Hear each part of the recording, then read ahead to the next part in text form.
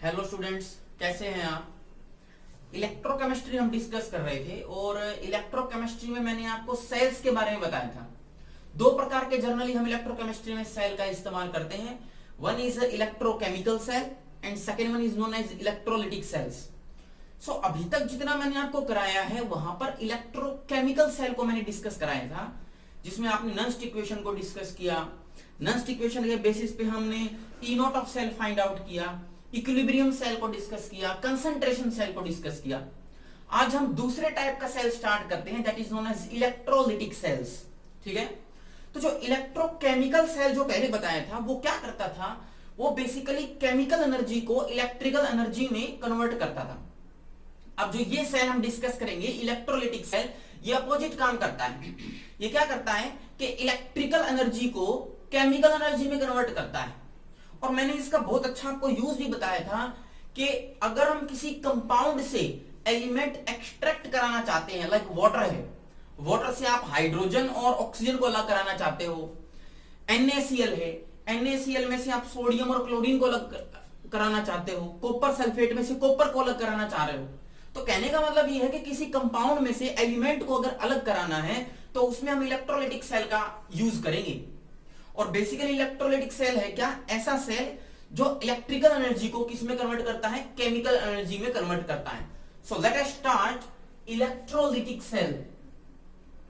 Electrolytic cell, इस cell का अगर हम कंस्ट्रक्शन देखें कि कैसे इस सेल को बनाया जाता है, तो इसमें क्या होता है, एक बड़ा सा कंटेनर है और इस बड़े से कंटेनर के अंदर आपका सॉल्यूशन होता है लाइक दिस।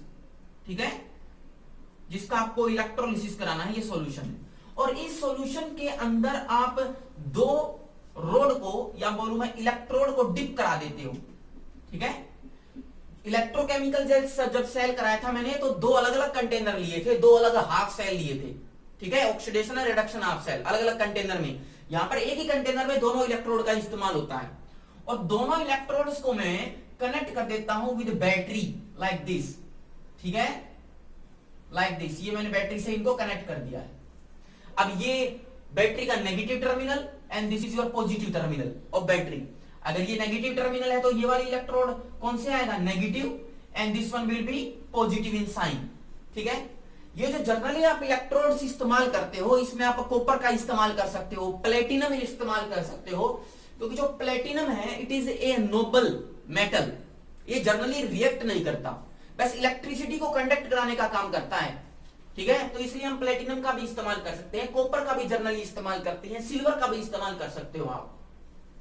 सपोज कीजिए कि इस कंटेनर में आपके पास जो सॉल्यूशन है इट इज AB एक सॉल्यूशन है, और AB के अंदर जो A है it is positively charge and B है उस पे कौन सा चार्ज है, नेगेटिव चार्ज।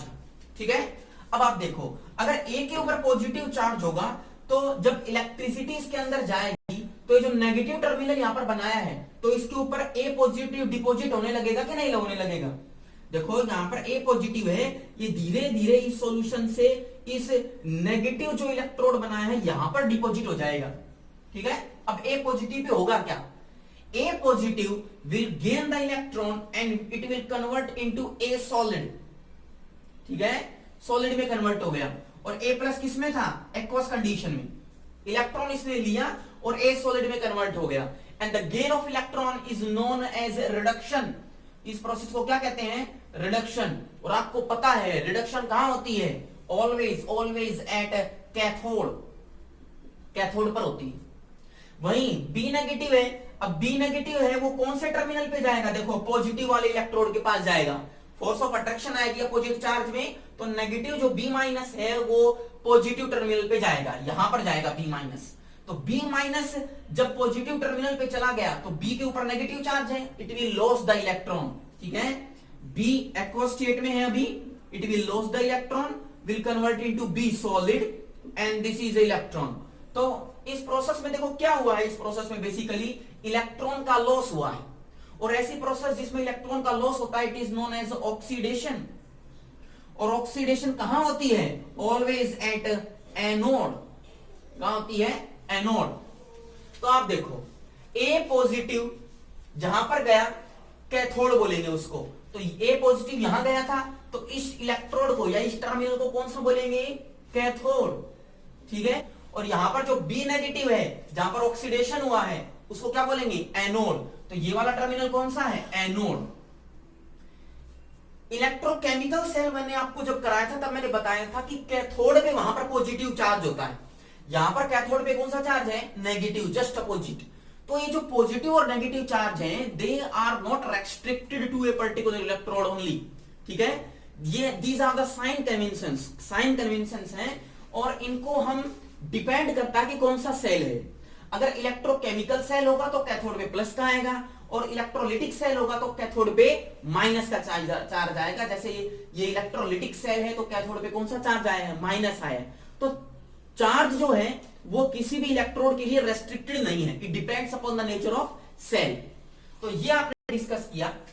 अब देखो यहां पर ए का डिपोजिशन हो गया और यहां पर किसका डिपोजिशन हो गया, बी का। इसमें इसका मतलब ये हुआ कि जो कंपाउंड थे ए बी इकट्ठे, वो अब अलग अलग हो गए हैं एलिमेंट्स ए और बी।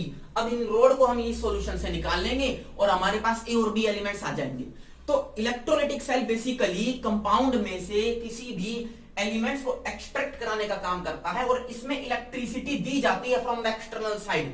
और जब इलेक्ट्रिसिटी देंगे तो इलेक्ट्रिकल एनर्जी किसमें कन्वर्ट हो रही है, केमिकल एनर्जी में कन्वर्ट हो रही है। ठीक है, अब आप यहां आओ जरा एक बार।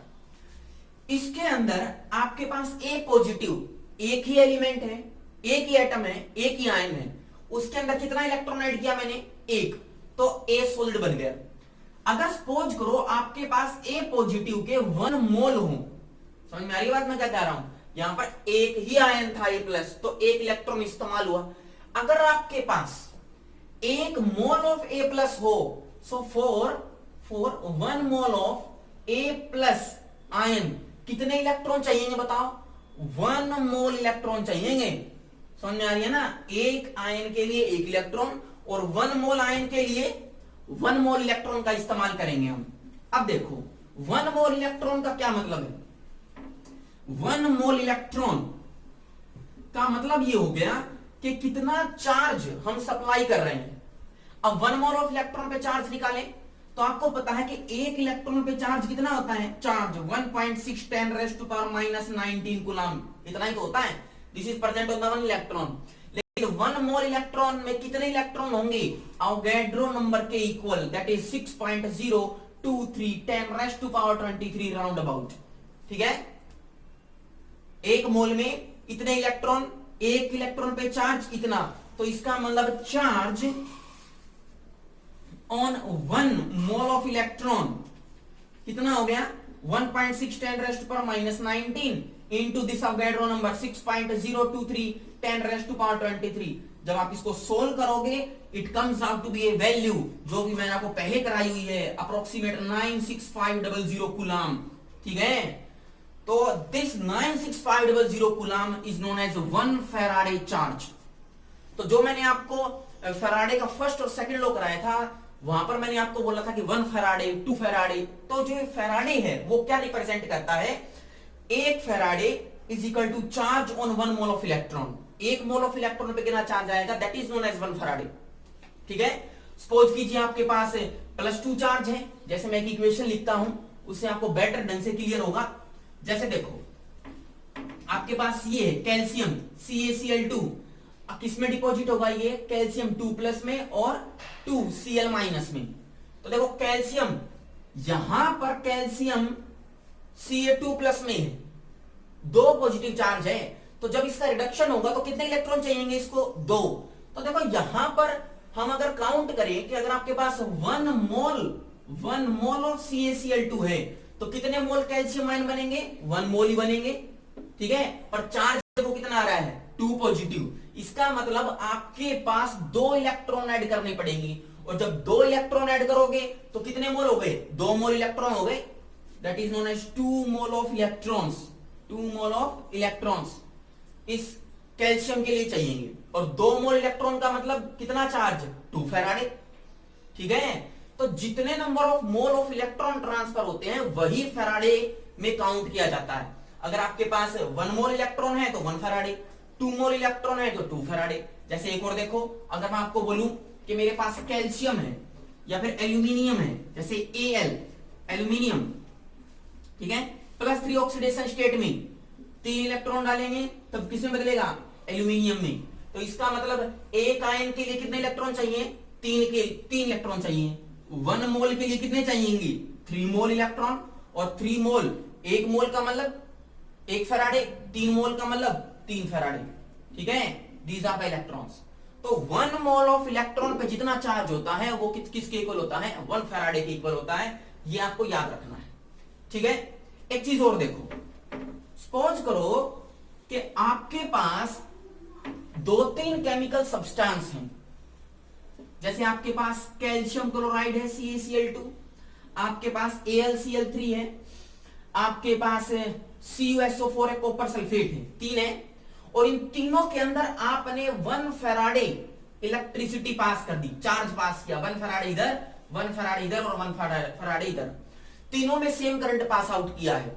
जब मैंने आपको सेकंड लॉ ऑफ थर्मोडायनेमिक्स कराया था, sorry second law of Faraday कराया था, जिसमें मैंने आपको बताया था कि अगर सेल्स कनेक्टेड हैं, सॉल्यूशंस कनेक्टेड हैं इन द सीरीज, और उनमें सेम करंट या सेम चार्ज दिया जाए तो जितना वेट डिपॉजिट होगा that will be equal to their ratio of their equivalent weights. अब यहां पर देखो, आप तीनों के अंदर 1 फैराडे पास आउट कर रहे हो, तो 1 फैराडे जब पास आउट करोगे तो जब भी किसी सब्सटेंस में 1 फैराडे चार्ज हम पास आउट करते हैं तो कितना वेट डिपॉजिट होता है, ऑलवेज रिमेंबर इक्वल टू किसके, देयर इक्विवेलेंट वेट के इक्वल होगा। इसमें 1 फैराडे पास आउट किया तो कैल्शियम का इक्विवेलेंट वेट देखो कितना आएगा, इसमें कैल्शियम का equivalent weight, molecular weight that is 40 upon valency 2, कितना आया आंसर 20। तो 1 फैराडे अगर इसमें पास करेंगे तो इसके इक्विवेलेंट वेट के इक्वल डिपॉजिट होगा 20। एल्यूमिनियम का इक्विवेलेंट वेट कितना आएगा, molecular weight 27, mass number 3, valency है तो कितना आया आंसर 9। कॉपर सल्फेट, कॉपर का देखो कितना है Cu, और Cu का मास नंबर कितना होता है 63.5, वैलेंसी 2, तो कितना आंसर आएगा, इट इज 1.75 राउंड अबाउट, ठीक है। तो अलग अलग वेट डिपॉजिट हो रहा है, लेकिन देखो ये सारे के सारे जो वेट डिपॉजिट हुए they are equal to their equivalent weights. इसका मतलब 1 फैराडे अगर किसी सॉल्यूशन में हम पास कर दे तो कितना वेट डिपॉजिट होगा, always remember equal to their equivalent weights, like in calcium 20, aluminium 9, copper 31.75। तो आपको 2 चीजें इसमें याद रखनी है। फर्स्ट चीज तो ये कि 1 mole of electron is equal to 1 Faraday, और जब 1 फैराडे किसी में से चार्ज पास आउट करेंगे किसी सॉल्यूशन में तो उसका कितना वेट डिपॉजिट होगा, always equal to its equivalent weight, ठीक है। अब मैं डिफरेंस बताता हूं आपको इलेक्ट्रोलिटिक और इलेक्ट्रोकेमिकल सेल के अंदर। तो सपोज करो यहां पर मैंने आपको इलेक्ट्रोलिटिक सेल बनाया, यहां पर मैं इलेक्ट्रोकेमिकल सेल बनाता हूं। केमिकल सेल में मैंने 2 चैम्बर बनाए थे, ठीक है। इस चैम्बर में मैंने जिंक की रोड ली थी।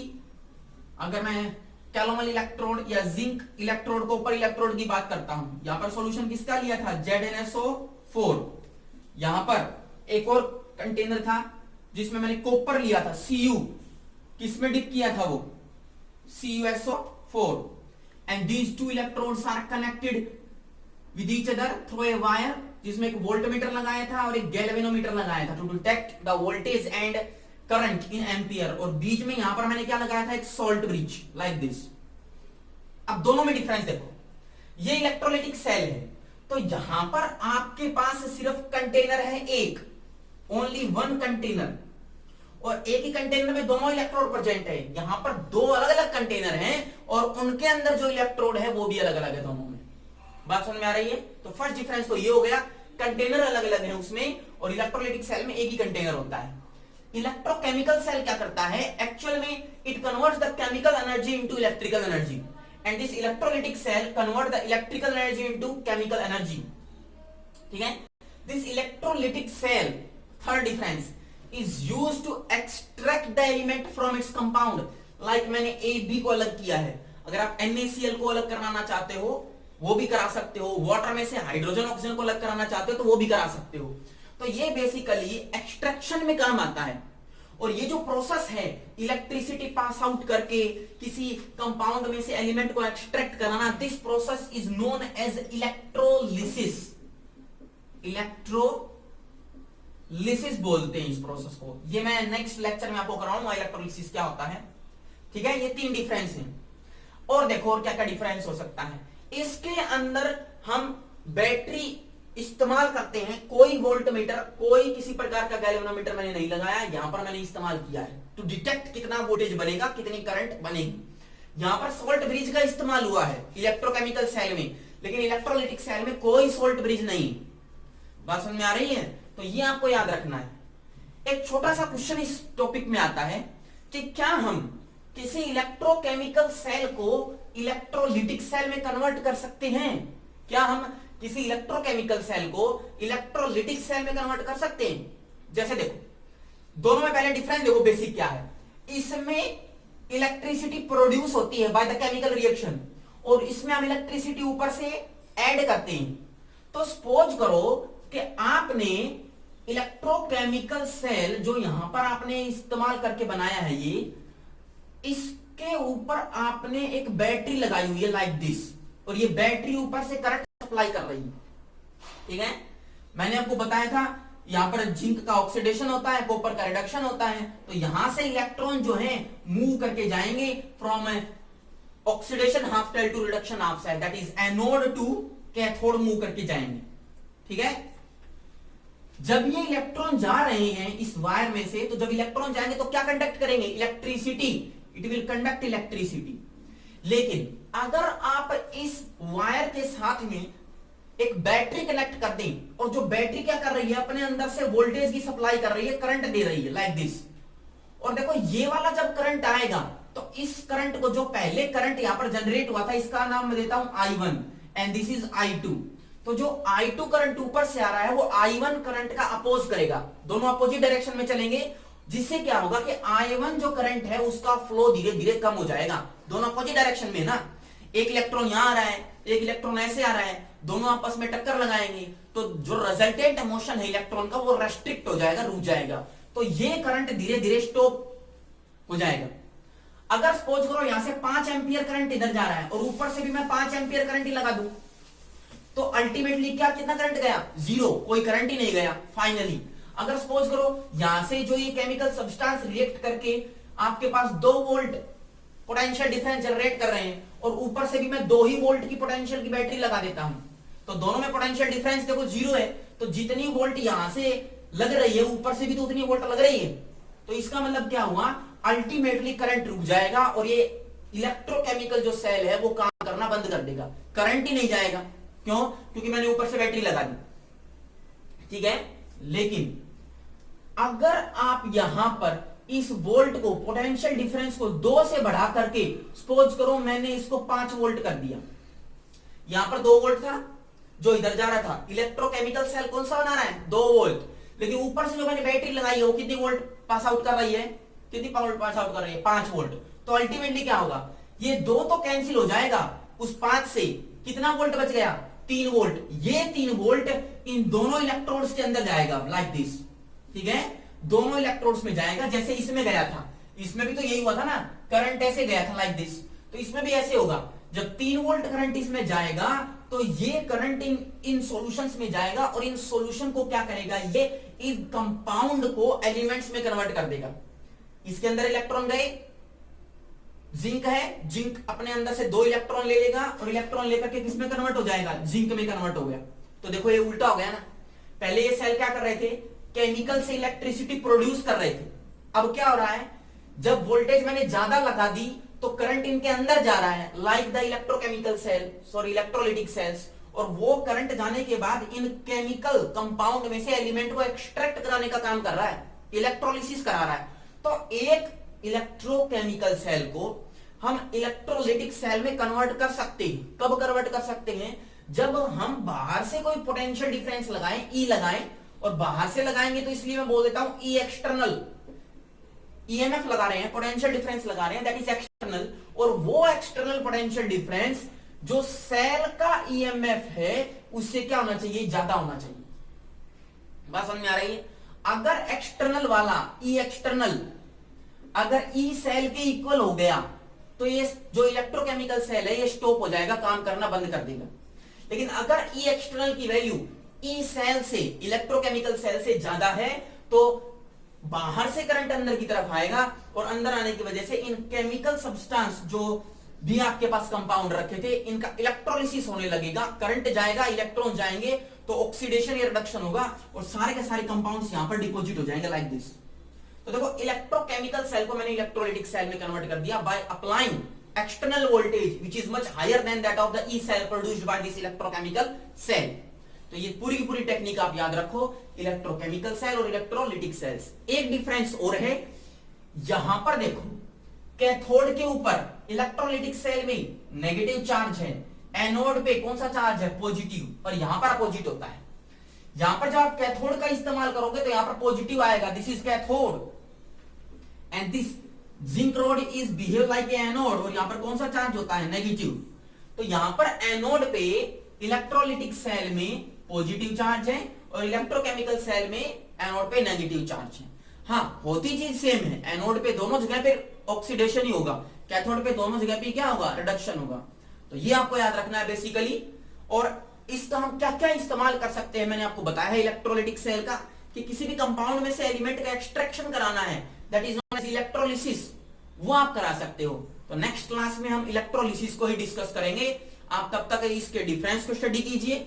इलेक्ट्रोकेमिकल सेल के जितने भी मैंने न्यूमेरिकल्स कराए हैं वो मोस्ट इंपोर्टेंट है, उसको घर बैठ के आप स्टडी कीजिए।